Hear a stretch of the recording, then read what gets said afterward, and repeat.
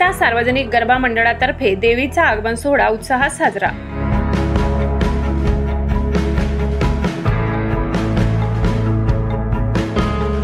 नवापूर शहरातील railway station road परिसरातील एकता सार्वजनिक गरबा मंडळातर्फे दुर्गादेवीचा आगमन सोहळा साजरा करण्यात आला। यावेळी स्टेशन रोड परिसरातील अनेक महिला, पुरुष व अबालवृद्धांनी या आगमन सोहळ्यात उत्साहाने सहभाग घेतला।